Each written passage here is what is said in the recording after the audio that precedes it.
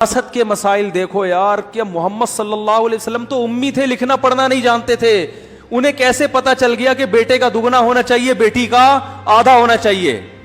اس لیے کہ بیٹے پہ خرچے زیادہ ہیں۔ عرب تو بیٹی کو ایک کوڑی نہیں دیتے تھے۔ ایک طرف غلو یہ تھا کہ بیٹی کا وراثت میں حصہ نہیں ہے، دوسری طرف انگریز نے بیٹی اور بیٹے میں کیا کر دیا؟ بولو بھائی، برابری۔ اور اپنے لحاظ سے بڑے فنٹر گیری کے، یار ہم نے عورت کو مرد کے برابر کر دیا۔ برابر نہیں کیا، مرد سے بہت پیچھے دھکیل دیا آپ نے۔ کیسے دھکیل دیا؟ بس یہ بیان کر کے میں اپنی بات ختم کرتا ہوں۔ دیکھو، ایک آدمی کا انتقال ہوتا ہے، وہ مر گیا، بیوہ بھی نہیں ہے کوئی، اس کا ایک بیٹا اور ایک بیٹی، اور وراثت چھوڑی اس نے کتنی؟ 3 لاکھ روپے۔ اسلام کہتا ہے 2 لاکھ بیٹے کو دو، 1 لاکھ بیٹی کو۔ بظاہر ظلم ہے کہ یار وہ بھی تو بیچاری اتنا ہی حصہ، یعنی وہ بھی تو اتنی ایسے ہی رشتہ تھا نا جتنا اس کا ہے، لیکن اسلام اس 2 لاکھ مرد کو دے کے اس پہ خرچے 4 لاکھ کے ڈال رہا ہے، ٹھیک ہے نا؟ اور بیٹی کو 1 لاکھ دے کے خرچہ اس پہ 1 روپے بھی نہیں ڈال رہا۔ اس لیے کہ بیٹی کی جب شادی ہوگی تو شادی کے موقع پہ مہر کا خرچہ کس کے ذمہ ہوگا؟ اس لڑکی کے ذمہ ہوگا، اس کے شوہر کے ذمہ ہوگا۔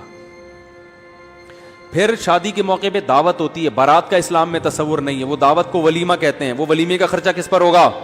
ارے بولو یار جلدی جلدی، پھر آپ لوگ بھول جاتے ہو، جب شادی ہونے کا ٹائم آتا ہے نا بھول جاتے ہو آپ، پھر باراتوں میں جا رہے ہوتے، کھا رہے ہوتے، طبیعت سے پھوڑ پھاڑ کے آتے ہو، پھر بیان سن رہے ہوتے میرا بارات کے خلاف، اس کو پھوڑ پھاڑ کے آتے ہو طبیعت سے، تو وہ ولیمے کا خرچہ کس کے ذمہ ہے؟ شوہر کے۔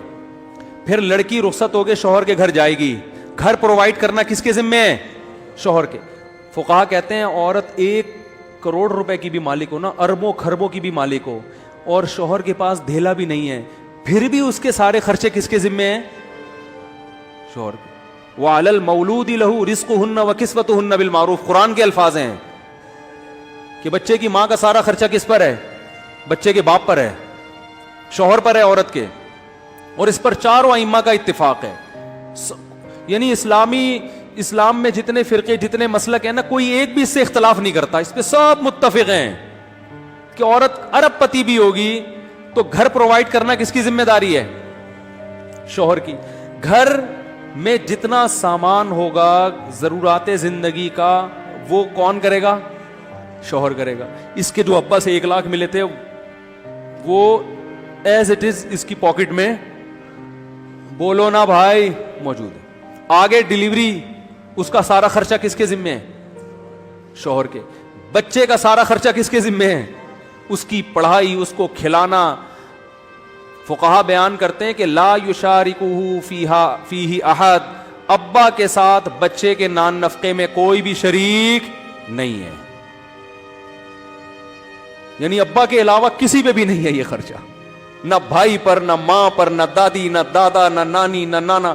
ٹوٹل آپ کے 14 بچے ہوں، سارا خرچہ کس پر ہے؟ بولو نا بھائی، باپ کے اوپر ہے۔ تو وہ 1 لاکھ اس کے ابھی تک جیب میں پڑے ہوئے کہ نہیں پڑے ہوئے؟ پھر آگے کے درجنوں مسائل ہیں سارا۔ تو اس کے 1 لاکھ سے یہ ہوگا کہ اگر یہ نصاب کے برابر پہنچ رہے تو زکوٰۃ واجب ہے، وہ بھی اسی کے فائدے کے لیے، آخرت میں ذخیرے کے لیے۔ سمجھ میں آ رہی ہے بات؟ اور شوہر کو اس کے مال میں ذرا بھی حق حاصل، بولو، نہیں ہے، وہ اپنی مرضی سے جہاں چاہے خرچ کرے، یہ اس کا پیسہ ہے۔ اب آتے ہیں وہ جو جس لڑکے کو 2 لاکھ روپے ملے تھے، اس کو کتنے ملے تھے؟ 2 لاکھ۔ اس کا کیا ہو رہا ہے بیچارے؟ اس نے شادی کی ایسی خاتون سے جس کو اپنے ابا سے 1 لاکھ ملے تھے، ٹھیک ہے نا؟ اور اس کو اپنے ابا سے کتنے ملے ہیں؟ 2 لاکھ۔ وہ 1 لاکھ لے کے آئی، سب سے پہلے مہر کا خرچہ۔ یہ تو آج کل 10-20 ہزار مہر ہیں اونے پونے، ورنہ مہر اسلامی تاریخ میں بہت ہوا کرتے تھے۔ سب سے پہلا خرچہ کیا ہوگا؟ مہر کا۔ جہاں جن کنٹریز میں انگریزوں کا اثر نہیں رہا نا، یا ہندوؤں کا ساتھ اختلاط نہیں رہا، آج وہاں عورت کا مہر بہت زیادہ ہوتا ہے۔ ہندوستان میں مہر کم ہو گیا، پاکستان میں کم ہو گیا، لیکن آپ قبائلی علاقوں میں جاؤ نا جہاں گوروں نے حکومت نہیں کی، وہاں مہر ٹھیک ٹھاک۔ افغانستان میں جاؤ، وہاں حکومت کی کوشش تو بہت کی ہے مگر حکومت کی نہیں، وہاں عورتوں کا مہر بہت زیادہ ہے، مرد کا بیڑا غرق ہو جاتا ہے بیچارے، دکانیں بک جاتی ہیں، پھر شادی ہوتی ہے، وہ مہر مانگتے ہیں۔ مہر کیا ہے؟ عورت کو تحفظ، کہ کل چھوڑ دیا تو فری میں دیکھو, فری کی چیز کو چھوڑنا 2 منٹ میں آسان, 8-8 10-10 لاکھ کم سے کم مہر ہے وہاں. اس کا فائدہ یہ ہوتا ہے کہ آپ نے اس وقت تو جان جوکھوں میں ڈال کے اپنی پراپرٹی بیچ کے شادی کر لی, اس کے بعد یہ نہیں ہوگا کہ آپ اگلے دن اس کو چھوڑ دیں, کیونکہ طلاق کی صورت میں مہر بہرحال واجب الادا ہو جاتا ہے. کیونکہ طلاق سے پہلے تو عورتیں اکثر مہر مانگتی نہیں ہیں کہ چلو میاں تم ہم بھی خرچ کر رہے ہو, مانگ لیں تو ان کا حق ہے, لیکن طلاق کے بعد تو فوراً ادائیگی. تو ایک تحفظ ہے نا اسلام نے دیا ہے عورت کو کہ بھئی طلاق کا اختیار تو تمہیں ہے, لیکن طلاق کو تمہارے لیے کیا بنا دیا ہم نے, مشکل. کیونکہ دوبارہ شادی میں پھر 18 لاکھ پھر 20 لاکھ, پھر تو اور مشکل ہو جائے گی. کنوارے کی تو پھر بھی لوگ دلچسپی ہوتے ہیں کہ دفعہ طلاق دے دی پھر تو ڈبل مہر مانگ رہے ہوتے ہیں. ابے تو نے اس کو دیے گا, ہماری بیٹی کو بھی کل دے سکتا ہے, 25 لاکھ لکھ دے تو. ٹھیک ہے نا, ایسا ہو رہا ہے معاشرے میں, اور یہ حق بنتا ہے لڑکی والوں کا. بھائی ہمیں کیا پتا, آپ ایک کو چھوڑ چکے ہیں, پتا چلا کہ کل اس کو بھی چھوڑ دیں, تو کچھ چھوڑیں تو کچھ ہو تو صحیح اس کے پاس. تو اب وہ بیچارے کے جس کو 2 لاکھ روپے ملے تھے, وہ جب شادی کرے گا تو مہر میں ہی 2 ہو سکتے ہیں نکل جائیں اس کے. ٹھیک ہے نا, چلو نہیں نکلے, اس کے بعد نان نفقہ, پھر خرچہ, پھر بچوں کے اسکول کی فیسیں, بچوں کا سارا خرچہ. تو اسلام نے اس کو 2 دے کے لیے کس سے, لیے 2 کروڑ روپے اس سے, اور عورت کو 1 لاکھ دے کے اس پہ ذمہ داری کچھ بھی نہیں ڈالی سوائے زکوٰۃ اور قربانی کے. وہ بھی نصاب تک اگر مال پہنچ رہا, وہ بھی اس کا حق ہے کہ وہ عبادت کرنے کا تو اس کا بھی دل چاہتا ہے نا. تو کیسا اعتدال. اور پھر مرد پہ یہ ذمہ داریاں ڈال کے پھر عورت کو اتنا حکم دیا ہے کہ جب یہ مکھنچو اتنا تم پہ خرچ کر رہا ہے تو تھوڑا سا اس کی اطاعت کر لو, تم غلامی نہیں کرو, اطاعت کرو. اطاعت الگ چیز ہے, غلامی الگ چیز ہے. فرما بردار بن جاؤ اس کا. اس سے کیا فائدہ ہوتا ہے, دونوں کا رشتہ مضبوط ہوتا ہے.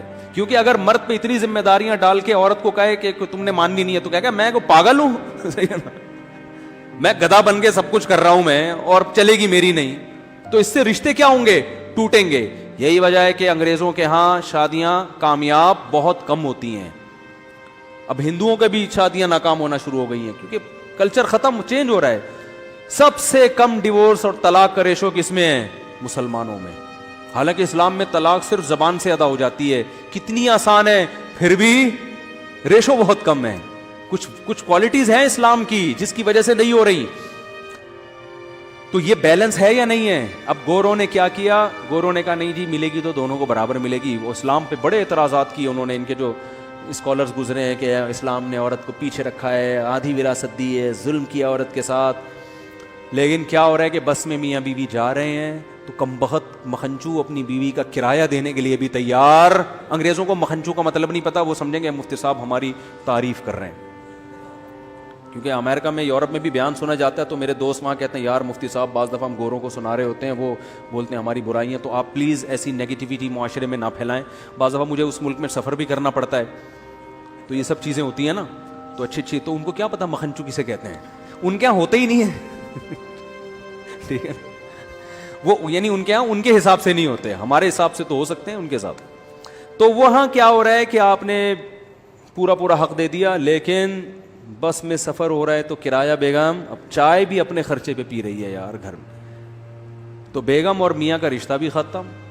اس لیے کہ عورت کہتی ہے کم بخت, جب میں نے بھی بچوں کو آدھا کھلانا ہے, آدھا تو نے کھلانا ہے, اور خرچہ بھی میرا, تو ایک دھیلا اٹھانے کے لیے تیار نہیں ہے, تو میں تیری کیوں مانوں ہے بھائی, میں تیری بات کیوں, میں اپنی آزاد زندگی گزاروں. اور میاں کہتا ہے جب تو آزاد ہے تو میں بھی آزاد ہوں. پھر ڈاکومنٹس میں تو وہ میاں بیوی ہوتے ہیں, لیکن ایسے نہیں ہوتے جیسے ہماری مائیں اور ہمارے باپوں نے زندگی گزاری ہے. ساری زندگی کیسے محبت سے زندگی گزارتے رہے نا. ہمارے ماں اور ہمارے باپوں کو دیکھو نا, ہماری ماؤں کو اور ہمارے باپوں کو کیسے زندگیاں گزاری ہیں انہوں نے, لڑ مڑ کے بھی پھر سلو کر کے بیٹھ جاتے ہیں. اس لیے کہ عورت کو پتا ہے بھائی اتنا خرچ کر رہا ہے میرے اوپر, اور میاں کو پتا ہے یار چائے تو یہی بنا کے پلاتی ہے, بچوں کو تو اسی نے پالا ہوا ہے. جب بچہ ہو جاتا ہے نا پھر آدمی کو بیوی کی قدر ہوتی ہے. 4 منٹ آدمی نہیں بچے کو پال سکتا, خدا کی قسم. ہمارے تو ہول سیل کے حساب سے ہے نا, ہمیں پتا ہے بھائی, ہم سے نہیں اٹھا 2 منٹ گود میں چیپیں بے لے بھائی پکڑ یار. بچے زیادہ ہونے چاہیے لیکن فی الحال آپ رکھیں اس کو. ٹھیک ہے نا. تو آدمی بھی محتاج ہے بھائی, اس کو پتا ہے بچے پالنے کے لیے مجھے بیوی سے بہتر, ان کی ماں سے بہتر کوئی نعمت نہیں. تبھی الٹی سی, تبھی میں نے ایک بیان میں کہہ رہا تھا نا, گھر سے باہر انسان کی بہت عزت ہوتی ہے. 4 ہوں گی بیویاں تو گھر میں بہت زیادہ ذلیل ہوگے معذرت کے ساتھ, ایک ہوگی تو تھوڑا کم ذلیل ہوگے, کوالٹی کا فرق ہے. ان میرڈ آدمی کی گھر میں عزت ہوتی ہے, ٹھیک ہے نا. وہ ذاتی مکان پہ میرا ایک بیان آیا تھا کہ ذاتی مکان نہیں ہوگا تو لوگ کہتے ہیں عزت نہیں ہوگی. بھائی گھر سے باہر تو عزت کس اور بہت ساری چیزیں ہیں, گھر میں تو ویسے بھی عزت ہوتی نہیں. ایک ہوگی تو کم بے عزتی ہوگی, چار ہوں گی تو بہت زیادہ بے عزتی. کوالٹی میں اس کی کوالٹی اچھی ہوگی بے عزتی کی. بے عزتی اور ذلت کی جو کوالٹی ہے وہ چار کی صورت میں 4 گنا زیادہ اچھی ہو جائے گی. تو لیکن سب کچھ انسان برداشت کیوں کرتا ہے؟ بیوی کی الٹی سیدھی کڑوی کسیلی ناشکری باتیں سب, او بھائی اس کو پتا ہے یار یہ بچوں کو پالنا میرا کام نہیں ہے, یہ یہی پال سکتی ہے. ماں تو جیسی تیسی ہو بھائی, اپنے بچے کے لیے تو وہی جنت. بچے کو بھی اس کی گود میں جو سکون ملتا ہے آپ کی گود میں نہیں ملتا. وہ تھوڑی دیر تک ابا ابا کرتا ہے, اس کے بعد اس کو وہ کہہ رہے یار وہ خوشبو آ ہی نہیں رہی ہے اس کی بغلوں میں سے, ٹھیک ہے نا, جو ماں کی بدبو اس کو کسی دوسرے کی خوشبو سے اچھی لگتی. تو نہیں پال سکتے بھائی, یہ مرد کا کام ہی نہیں ہے. مرد کھلائے گا, خرچہ بیگم کو کہے گا بیگم کیا چاہیے, تو بچے کو بھوک لگ رہی ہے تو میں باہر سے کچھ روٹی لا کے دے دیتا ہوں, دودھ لا کے دے دیتا ہوں, یہ کر لوں گا. پالنا تم نہیں ہے. تو اللہ نے ایک رشتہ بنا دیا نا. اب جب آپ ایک دوسرے پہ ڈیپینڈ ہی نہیں ہے تو رشتہ کہاں گیا؟ صحیح ہے نا. اس کو کیا ہے, کاغذ میں ہے یہ میری وائف, بس شادی بیاہ میں ملوا دو, یہ میری بیگم ہے, یہ وہ میرا ایک مکھنچو سا میاں پالا ہوا ہے میں نے, کم بخت ایک انڈا بھی مجھے اپنے پیسوں سے نہیں کھلاتا. تبھی طلاقیں بہت ہیں, اور پھر پتہ نہیں کیا کیا ہے. وہاں سے میرے پاس کالز آتی ہیں کہ میں وہ یونین کاؤنسل میں ہوں, میں کاؤنسلنگ کرتا ہوں. وہ بیچارہ سارا دن بیٹھ کے کاؤنسلنگ ہی کرتا رہتا ہے, بیٹھے میاں بیوی کو کس طرح سے جوڑنا ہے. تو بس کاغذی رشتہ ہے, کاغذی رشتہ ہے. تو ہر چیز میں میرے بھائی اسلام نے بیلنس کیا ہے.